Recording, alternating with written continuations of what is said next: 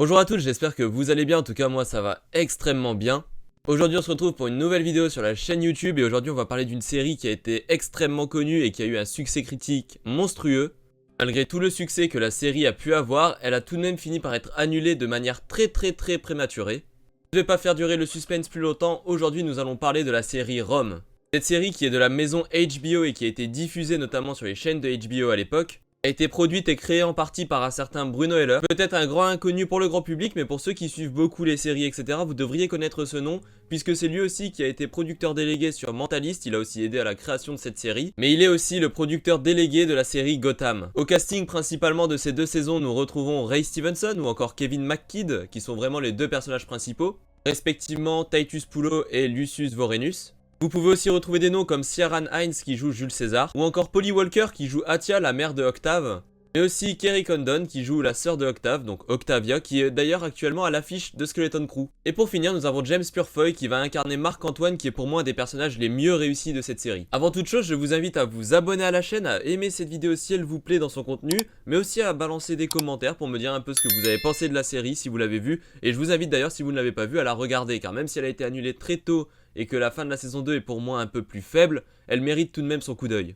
La série se divise donc en deux saisons. La première, vous allez suivre Jules César et son ascension au pouvoir, et en même temps vous allez suivre sa chute. Dans la seconde saison, vous allez assister à l'arrivée au pouvoir de Auguste. Globalement, la série est là pour vous raconter la chute de la République romaine pour la création du grand empire romain par Auguste. Ce qui est bien, c'est que les personnages principaux en réalité sont des personnes fictives, c'est-à-dire que Lucius Vorenus et Titus Pullo n'ont jamais existé. Lucius Vorenus aurait vraiment existé, ça a vraiment été un légionnaire pour César, cependant tout ce qui se passe dans la série, ça a évidemment été, tout a été romancé et c'est pas forcément ce qui s'est passé dans la réalité. En fait, les producteurs au moment de créer les personnages ont aussi regardé les listes, etc., tout ce qui avait pu être retrouvé justement sur les légions de César à l'époque, la 13e principalement, et en fait, dedans il y avait un soldat qui s'appelait Lucius Vorenus, donc ils ont directement choisi ce nom pour créer le personnage. Et du coup, ce que je voulais dire, c'est que vu que ce sont des personnages fictifs, en fait, ça a jamais été aussi réel que de dire que la fiction rencontre la réalité. C'est-à-dire qu'ils vont avoir des réelles interactions avec Marc-Antoine, avec César ou encore avec Octave. Ils vont faire des choses pour eux qui sont vraiment arrivées dans la vraie vie, c'est-à-dire qu'ils ne sont pas inventés juste pour la série. Et pourtant, au vu de l'histoire que nous on connaît, c'est-à-dire la vraie histoire dans la réalité, ça restera cohérent. Et ça, je trouve que c'est vraiment quelque chose de très fort de réussir à justement faire matcher la fiction et la réalité à ce point-là. Justement, qu'est-ce qui fait qu'on a vraiment l'impression de vivre ce qui s'est passé à Rome? C'est justement le jeu des acteurs. Ils sont vraiment tous exceptionnels, ils se sont tous imprégnés de leur rôle et vraiment, on n'a vraiment pas l'impression qu'ils jouent, c'est ça qui est très fort avec cette série. Ciarán Hinds en Jules César, c'est vraiment quelque chose de fou. Alors je sais pas si je prononce bien son nom, parce que son nom est quand même assez compliqué à prononcer. Mais vraiment, en Jules César, il a un charisme qui est exceptionnel, et vraiment maintenant, quand on me parle de César, je vois son visage à lui. Et James Purefoy en Marc-Antoine, il fait aussi un excellent travail, je pense vraiment qu'il a rendu ce personnage iconique, parce que retranscrire des personnages comme Marc-Antoine, comme Jules César, comme Auguste, qui sont des personnages hyper impactants dans l'histoire romaine et antique, aussi bien se les accaparer à l'écran et réussir à justement embellir entre guillemets les personnages, enfin, embellir ça dépendra, parce que certains défauts, je pense, ont été accentués, comme certaines qualités l'ont été. Et notamment sur le personnage de Auguste, qui pour moi est le personnage, à mon avis, qui subit le plus justement cette fin bâclée de la série Rome. Et les décors aussi pour une série sont extrêmement bons. On est vraiment sur des décors qui sont variés et qui sont surtout très immersifs. Et autant dire que dans les péplums, malheureusement, souvent c'est ce qui manque à ce genre de film, c'est vraiment d'avoir le budget pour pouvoir faire des vrais décors et des très beaux décors. Exemple, hier j'ai regardé La Résurrection du Christ avec Joseph Fiennes. Le film était honnêtement pas terrible, il y avait je pense énormément de potentiel dans le sujet qui était traité, mais le film était vraiment pas ouf. Un des principaux défauts justement que j'ai trouvé au film, c'est les décors. C'est les décors parce qu'on sent qu'il n'y avait pas le budget pour créer vraiment un gros décor et du coup on avait beaucoup de désert, enfin c'est assez vide en fait. C'est justement tout le contraire de la série Rome qui elle vraiment va vous offrir divers, parce qu'il y a beaucoup de paysages, hein. On se balade entre Rome justement, l'Égypte ou encore la Gaule. Pour autant, on ressent pas vraiment un manque de budget, sauf à la fin de la saison 2, et ça je vais y venir vraiment un peu plus tard dans la vidéo. Beaucoup considèrent que cette série c'est l'ancêtre de Game of Thrones, et très honnêtement je comprends pas trop pourquoi. Alors qu'elle est ouverte la voie aux séries à haut budget, ça je veux bien le croire et je l'accepte volontiers. Cependant je pense très sincèrement que si Rome n'avait pas été annulée à son époque à cause des budgets qui étaient beaucoup trop élevés, on aurait eu une série bien plus qualitative que Game of Thrones. Alors peut-être que oui, commercialement Game of Thrones ça a marché, mais on peut pas dire que la série sur tout le long de sa création soit un gage de qualité réelle. D'autant plus que Rome doit suivre une continuité historique, ils ne peuvent pas se permettre de réellement faire des changements, même s'ils vont le faire un petit peu en prenant des libertés, notamment avec le personnage de Césarion. Mais contrairement à Game of Thrones qui est une adaptation de livre, là on parle vraiment d'une adaptation de l'histoire, en rajoutant certes de la fiction, mais quand même on doit s'en tenir à ce qui s'est passé dans la réalité, donc je pense que le challenge est beaucoup plus dur. Comme je l'ai dit, je pense qu'en termes de qualité, si on n'avait pas eu cette annulation prématurée, je pense que Rome était bien meilleur que Game of Thrones. Maintenant, avec DC on refait l'histoire, ce n'est que mon opinion et je sais qu'elle ne sera pas forcément partagée, mais en tout cas voilà, c'était mon opinion, je tenais à vous la partager. Alors cette fameuse saison 2, qui finit vraiment pour moi pas terrible, vraiment j'ai pas du tout aimé, parce qu'en tant que fan aussi de mon côté de l'Empire romain, donc je parle de la réalité, de l'Antiquité plus particulièrement, mais surtout de l'Empire romain, bah je me suis retrouvé un peu meurtri avec la fin de cette saison 2. Parce que comme je vous l'ai dit, la saison 2 c'est surtout l'ascension de Octave, et je pense que c'était vraiment la chose que j'attendais le plus dans cette série. Pourtant, comme je le dis, c'est la chose la plus bâclée. Dès la saison 2, au milieu de la saison, on a un gros saut temporel avec Octave qui passe d'un adolescent à l'âge adulte. Donc ça implique un changement d'acteur, et vraiment j'ai un problème avec l'acteur qui remplace le premier dans la saison. Parce qu'en fait, ce qui se passe, c'est que le premier, je trouve qu'il avait vraiment, quand on regarde les statuts de Octave, etc., qu'on peut avoir dans la réalité, il avait vraiment la même morphologie, plutôt les mêmes traits du visage, etc. Là où justement, Simon Woods, qui prend le relais, lui, je trouve, n'a pas du tout les traits de Octave. Et honnêtement, j'ai pas aimé son interprétation. Je pense pas que c'est un mauvais acteur, je l'ai pas vu dans d'autres projets donc je vais pas m'avancer plus là-dessus. J'ai un gros problème avec l'interprétation de son personnage parce qu'en fait, comme je le dis, le problème déjà c'est qu'il y a un saut temporel énorme qui change la personnalité en plus de Octave. Parce que je trouve vraiment que quand Simon Woods a pris le relais sur ce rôle, en fait je voyais plus Octave et je voyais encore moins Auguste en fait. Je voyais pas du tout cette évolution là. Après honnêtement j'ai pas du tout apprécié la performance de Simon Woods dans le rôle. Je vais être honnête avec vous, j'aime pas dire ce genre de choses sur les vidéos mais j'ai pas du tout aimé. Je sais pas si c'est comment il a été dirigé, si c'est un mauvais acteur ou un bon acteur, honnêtement je le connais pas, je l'ai vu que dans cette série. Sa performance, j'ai pas du tout aimé parce que je trouve qu'il renvoie une image de Octave hyper froide, très sans cœur. Et aussi il le fait passer je trouve pour un con. Après ça malheureusement il y a aussi des choses qui sont bâclées comme je l'ai dit par des changements et des extensions temporelles, c'est à dire que plusieurs fois on va avoir des ellipses de plusieurs mois voire plusieurs années sur 4 épisodes de temps, donc forcément quand c'est ça on peut difficilement développer les personnages, mais du coup ça fait que Auguste a un changement hyper drastique de personnalité en très peu de temps. C'est là qu'on sent justement que les producteurs savaient que la série ne serait pas renouvelée parce que durant toute la saison 1 et même la première moitié de la saison 2, ça prenait son temps et les personnages étaient extrêmement bien développés. Tandis que là sur la dernière saison vraiment c'est une catastrophe, les 4 derniers épisodes c'est que des ellipses temporelles etc, ça passe, il y a des années d'écart entre un épisode, c'est pas possible, franchement c'est pas possible. C'est surtout même dans les décors justement, je disais les décors étaient extrêmement bien, et pourtant la saison 2 se finit sur ce qui est censé être le sacre d'Auguste, le triomphe d'Auguste, et on sent qu'il y avait des grosses coupures budgétaires, je veux dire, ils ouvrent des portes, ça fait juste une lumière blanche avec un logo dedans, enfin on sent vraiment qu'il y avait plus le même sens du détail qu'il pouvait y avoir justement dans la première saison par exemple. Et comme je le dis, c'est hyper frustrant, je vais prendre l'exemple du personnage de Marc-Antoine qui est le personnage historique qui traverse vraiment les 2 saisons en étant adulte. Bah en fait il avait vraiment un super développement ce personnage et James Purefoy comme je le disais offre une performance qui est exceptionnelle dans le rôle. Mais le problème c'est que lui aussi dans les derniers épisodes il va subir ce qu'on appelle les coupures. En l'espace de 2 épisodes vous passez du Marc-Antoine le grand guerrier qui a peur de rien, qui est toujours prêt à aller à la bataille etc. à un junkie qui est avec Cléopâtre en train de se défoncer. Bien que dans la réalité, effectivement, Marc-Antoine et Cléopâtre, la légende est connue, etc. Mais ça s'est passé sur plusieurs années. C'est pas arrivé du jour au lendemain que Marc-Antoine a totalement changé. Et le problème, c'est qu'avec les coupures, comme je le disais, on a cette sensation hyper brutale de changement de personnalité. Et ça le fait pas, quoi. Ça le fait pas. Alors la performance de l'acteur, autant pour James Purefoy, elle est toujours là. Autant pour Simon Woods, on sent que c'était aussi, je pense, un jeune acteur à ce moment-là, a eu complètement du mal à s'adapter à son personnage. Ça fait vite expédié si vous voulez. La fin de Rome c'est vraiment vite expédié. On sent qu'ils ont voulu faire une fin, histoire que quand ils finissent la saison, on puisse pas dire justement qu'est-ce qui va se passer dans la suite, etc. Même s'il y a des ouvertures notamment avec Césarion.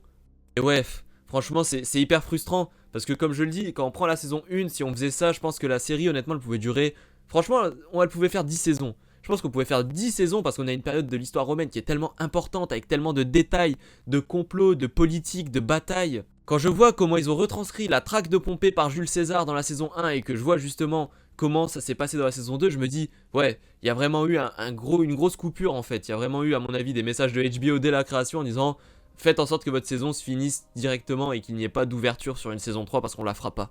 Et c'est d'autant plus frustrant parce que comme je le disais, le budget finalement qu'avait Rome à l'époque, pour certaines séries, je vais prendre l'exemple de Andor, Mandalorian par exemple pour les grosses séries AAA, on est vraiment sur un budget qui est presque dérisoire. c'est presque dérisoire. Et pourtant, bah, à l'époque, malheureusement, les séries n'étaient déjà pas autant démocratisées que maintenant. Et surtout, des budgets aussi importants, ça se mettait dans des blockbuster films, pas dans des séries. Mais du coup, oui, la fin de la série est complètement bâclée, et pas seulement d'ailleurs sur l'évolution des personnages, mais aussi sur les relations entre les personnages. C'est-à-dire que certains vont passer de inconnu à amant en un épisode, ensuite l'épisode d'après ils se parlent plus. Enfin bref, c'est quelque chose qui est, comme je le dis, la fin est extrêmement bâclée, et ça fait tâche. Ça fait tâche parce que la qualité de la série en elle-même est exceptionnelle. Et d'ailleurs, cette saison 2, bien que bâclée comme je le disais sur la fin, met quand même une branlée à la moitié des saisons qu'on peut avoir maintenant qui sortent, dans n'importe quel type de série d'ailleurs. Mais pour autant, Rome pour moi ça restera le synonyme d'une grande frustration. Et c'est pourtant une série, comme je l'ai dit, qui a ouvert la voie aux séries à gros budget, mais qui elle-même en a payé le prix fort de l'annulation. Et pourtant la série va vous offrir des moments tellement mythiques, comme César qui franchit le Rubicon avec son armée, le complot de la République par Brutus contre César justement aussi. Vous allez voir aussi comment se passait la vie entre nobles, etc. Enfin bref, la série est hyper complète, surtout la saison 1. Comme je dis, la saison 1 c'est un chef-d'œuvre. Il n'y a pas d'autre mot, c'est un chef-d'œuvre. C'est pour ça que je vous invite vivement à la regarder cette série si vous l'avez jamais vue, par curiosité. Et si vous êtes fan de l'Empire romain, bon je pense que vous l'avez déjà vu parce que c'est une série qui date quand même, mais je vous recommande encore plus de la regarder. Et c'est là où je veux aussi avoir besoin de vous, ma communauté, parce que je sais que j'ai commencé à réunir des personnes qui suivaient beaucoup des séries, des films, etc.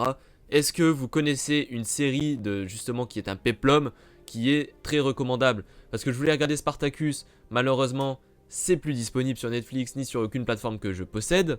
J'ai vu évidemment qu'il existait d'autres séries qui se passent plus ou moins dans la même époque, mais j'ai l'impression que c'est pas terrible. Là j'ai commencé sur Prime Video, Ceux qui meurent te saluent, avec Anthony Hopkins notamment, ça se passe à l'époque de Vespasien. La série est pas trop mal pour un début, mais j'ai un peu décroché j'avoue parce que je trouve que c'est un peu long à se mettre en place. Je sais pas si ça vaut le coup de continuer, n'hésitez pas à me le dire dans les commentaires. Parce que j'aimerais retrouver une série au niveau de Rome qui justement va bien me présenter la mythologie romaine, la vie dans la société romaine, la politique romaine, les batailles, etc. J'aimerais retrouver ça, même dans des films, y a Gladiator bien évidemment, les fameux Gladiators. Après il y a aussi le fameux Spartacus avec Michael Douglas, Ben-Hur, enfin bref, des péplums, il y en a énormément dans l'ancien temps, mais je veux dire, moderne, vraiment, on est... Je sais pas si c'est moi qui n'ai pas la connaissance nécessaire, et ça se peut complètement, mais j'ai l'impression qu'en termes de péplum moderne, on est vraiment mal loti. Et aussi pour conclure sur Rome, ce que j'ai beaucoup aimé, que ça ne se limite pas juste aux Romains dans la société romaine, parce qu'on a aussi un personnage notamment joué qui se nomme Timon le Juif, qui comme son nom l'indique est juif. Du coup on suit son évolution un petit peu, surtout dans la saison 2 pour le coup, et je pense que c'est un des personnages de la saison 2 qui a le plus bénéficié de ses coupures. Parce que si pour beaucoup ça a été vraiment catastrophique sur l'impact des personnages, pour Timon ça a été vraiment quelque chose d'exceptionnel je trouve. Parce qu'il est passé d'un homme de main à vraiment une personne qui veut renaître dans sa foi tout simplement, et qui veut fuir sa nature de tueur. Et ce que je trouve bien, c'est que dans cette série, malgré qu'on soit concentré sur Rome, sur la culture romaine, la mythologie romaine, et ben on arrive aussi à nous montrer la vie des autres personnes, qui, parce que forcément tout le monde n'avait pas forcément cette religion, on arrive à nous montrer leur vie dans cette société, et ça je trouve que c'est vraiment quelque chose de cool aussi. Les scènes d'action sont aussi très cool, et la réalisation globalement de cette série est exceptionnelle aussi, franchement, c'est vraiment dommage cette annulation. Comme je le dis, on le sent en plus. Vraiment, les coupures arrivent dans, je pense, ce qui est le moment le plus intéressant de la série. On aurait pu avoir vraiment un gros développement de Auguste, etc. Au final, bah non. Non, on a Octave, certes, quand il est jeune, mais au moment où il va devenir Auguste, on n'a pas de développement, c'est bâclé. Son triomphe, sa scène du triomphe, ça aurait dû être quelque chose d'exceptionnel. Au final, ça arrive un petit peu, ça arrive comme ça, quoi, finalement. Je vous jure, ça me met tellement une frustration énorme, rien que d'y repenser. De penser à ce qui aurait pu être fait, justement, en plus de ça. Enfin, c'est quelque chose qui est vraiment triste. Je pense qu'au niveau du triumvirat, ce genre de choses, ça aurait tellement pu aller plus loin, je pense. La relation, parce que Cléopâtre, c'est pareil. Cléopâtre, je pense qu'elle aurait pu être mieux développée. Parce que c'est vrai qu'au début, on la voit avec César, forcément, ça se passe sur un très court instant, donc il n'y a pas vraiment occasion de développer énormément le personnage. Le problème, c'est que dans la saison 2, le moment où elle aurait dû être, à mon avis, le plus développée, c'est qu'au final, on n'a pas ce développement, justement. Et au final, on a l'impression que Cléopâtre, c'est juste un peu la prostituée de Marc-Antoine, pour rester poli. Il n'y a aucun réel développement, etc. Et c'est hyper dommage, comme je le dis. À ce moment-là, quand Marc-Antoine part en Égypte, tout ça, on aurait pu développer justement ce genre de moment. Comment ça se passait pour lui politiquement, etc. Parce qu'on sait qu'à ce moment-là, il a toujours l'amour du peuple, malgré son exil. Mais encore une fois, non. Malheureusement, ça n'a pas été développé du tout. Et comme je le dis, Marc-Antoine, c'est vraiment ce qui m'a déçu le plus avec ce personnage. C'est qu'on passe vraiment du guerrier Marc-Antoine. Alors, pendant toute la série, il est complètement loufoque. C'est quelqu'un qui est très franc, qui est même très vulgaire, je dirais. Il s'y croit, il est pas forcément clean, c'est un personnage un peu sale, vous voyez, sale dans le sens de son comportement, pas en termes d'hygiène. Et il passe vraiment de quelqu'un comme ça à un junkie, et c'est ça le pire. Mais pour autant, sa mort m'a vraiment touché et j'étais vraiment... Il y a eu des petites larmes, je vais pas mentir, il y a eu des petites larmes parce que je pense que Marc-Antoine, c'est un personnage dans cette série qui est mal compris tout au long. Et c'est celui qui a, je pense, le rôle le plus dur à assumer en termes politiques. Comme je l'ai dit, la performance de l'acteur est exceptionnelle. Vraiment, elle est exceptionnelle. Donc, bilan de cette vidéo, vraiment, regardez la série. Moi, je vous la recommande totalement. Par contre, c'est vrai que une frustration énorme en regardant cette série va vous gagner parce que c'est une série qui était exceptionnelle, qui a été annulée, je pense, pour des raisons, malheureusement, qui étaient logiques à l'époque. C'est une série qui est en avance sur son temps. Elle est arrivée trop tôt. Elle serait arrivée maintenant, on serait déjà à la saison 8. Je tenais aussi à rendre hommage dans cette vidéo à Ray Stevenson qui nous a quittés en 2023 notamment, parce qu'il fait aussi un excellent travail en tant que Titus Pullo, et d'ailleurs Kevin McKidd aussi en Lucius Vorenus, c'est exceptionnel, ce duo marche tellement bien à l'écran.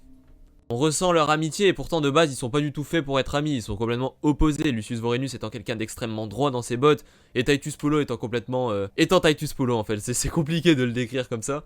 Au final on est une superbe amitié avec des hauts et des bas mais une amitié hyper sincère et c'est exceptionnel, c'est très cool. Mais voilà, comme je l'ai dit, les cuts ont fait que ça a fait vraiment très expéditif, aussi pour le personnage de Lucius Vorenus, et je pense que ça c'est vraiment aussi très violent quand on le voit à l'écran. En tout cas, de votre côté, je vous invite à me dire ce que vous avez pensé de cette vidéo, n'hésitez pas à l'aimer, à la partager, à commenter, à vous abonner si c'est pas déjà fait. D'ailleurs, je vous remercie beaucoup parce qu'on est vraiment en train de fuser au niveau des abonnés, on est bientôt aux 1000, et c'est exceptionnel, merci à tous. Et merci à vous qui vous êtes abonnés et qui suivez ma chaîne depuis maintenant plusieurs mois, qui êtes actifs dans les commentaires, qui likez mes vidéos, qui êtes là tout simplement. Merci à vous d'être là, parce que c'est grâce à vous si la chaîne progresse, et c'est grâce à vous si je peux mettre potentiellement des projets plus grands et plus ambitieux pour la chaîne, donc merci à vous, je vous remercierai jamais assez là-dessus. Sur ce, c'était Louitos, merci d'avoir suivi, salut à tous.